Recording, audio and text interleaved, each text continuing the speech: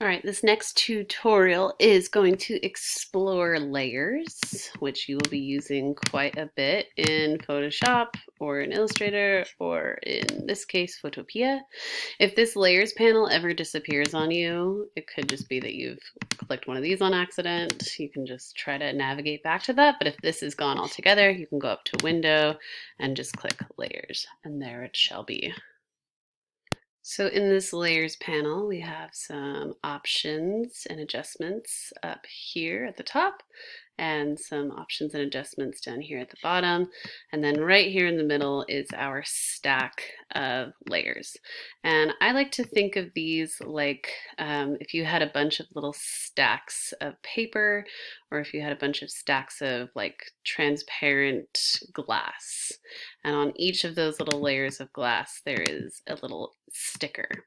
If you put all those layers of glass one on top of the other, you would be able to see each of the stickers that each piece of glass has on it, all stacked on top of each other.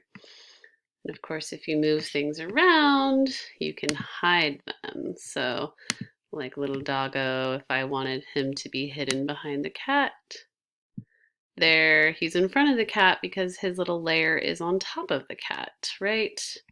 If you see this button right here that says top, that means this is the top layer. The background is usually always the bottom layer. That happens automatically. So if I have this top layer, if I were to cover it up, we wouldn't see anything because there's nothing on it. Then I can just drag it and toss it in the trash can, which you can do with any layers. You can drag it into the trash, or you can just hit delete and it will go away. But I wanted that, so I'm going to hit Command Z and undo, bring the doggo back. Okay, so this dog layer is now on top.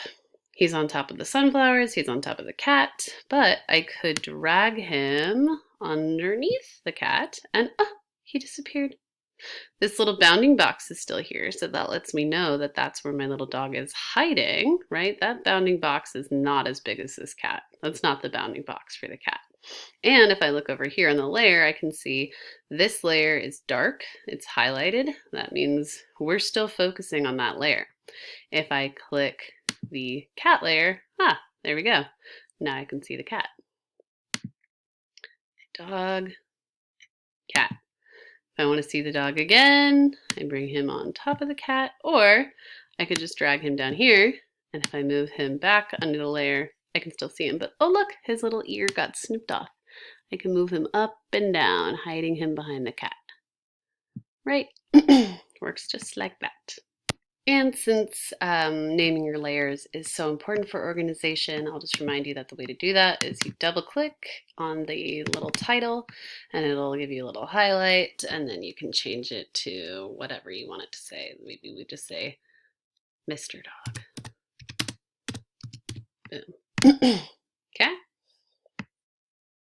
And let's not forget about this background layer, which is the layer that's automatically created when you open a new document. It has a lock on it. You can unlock it and then you can edit that layer, but it's usually best to make a copy of that so that you can edit it and manage it.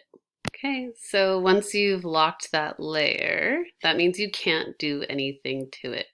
But a better example of that would be like if I pick this big sunflower and then I hit this little padlock button up here, that means I can't really do anything to it. It's untouchable. I can turn, and that's really a good way to prevent yourself from accidentally selecting something on a layer or deleting something or covering it with something that you don't want. We can go into that more later, but that's just one of the options, and that I wanted to explain what that padlock is for. All right, so let's keep exploring this layers panel. I can select something like my biggest sunflower, and I can adjust the image by playing with some of these different effects. So I could multiply, doesn't really change much. Linear burn, nothing's happening. Okay, color dodge, that gets rid of the whole thing. Vivid light, ooh, that makes it only showing the visible, more vivid light areas. We could do color burn. Oh, that gets rid of it altogether. A linear burn. But yeah, you can go through and experiment with these and see what happens when you use it.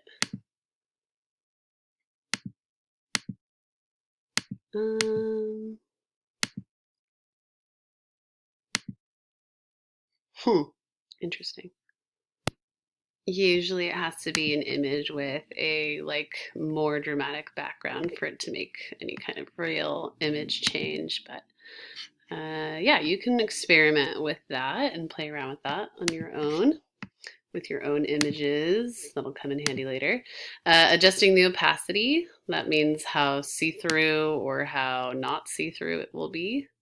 So you're changing up the transparency by toggling this little blue bar that decides what percentage opacity it has. Okay, so those are the biggest things we're going to worry about up here for now. And I want you guys to think about what these icons are down here. We're going to go over them in future tutorials. The ones I want you to really pay attention to are the new adjustment layer, the masking layer, and then making a new layer. And we'll go over all of those in a future tutorial, but we'll go over, of course, we did the delete layer, but we'll go over a new layer right now. So I want to create a new layer, and it did this really cool thing where it created the layer based on what I had selected. So it put the layer directly on top of this layer that was already selected. And if I want, I'll just delete that. But if I wanted it to be way at the top, then I would go up to my topmost layer, which right now is the cat. And then I would hit new layer, and there's a new layer on top. Right, so that would go the same for if I did it over here. If I clicked Mr. Dog, so the new layer I would create would be in between the top layer, the cat, and the layer below it, Mr. Dog, goes right in between. And those can be moved around like this. Just drag and drop it. Or you can delete them, like I said, by clicking this trash can or dragging it into the trash can or just clicking delete. Okay, so we'll just do it one more time for reference. Here's this new layer. Double click and I'll name it. We'll say whatever image I was going to put in there. Maybe it'll be a puppy layer. And I can drag puppy layer around, put it in new places. More than one way to skin a cat, right?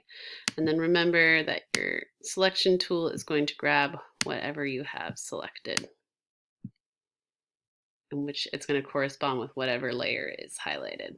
Right now, there's nothing on this new puppy layer, so there's nothing for it to grab onto. How sad. But once I create an image there, then there will.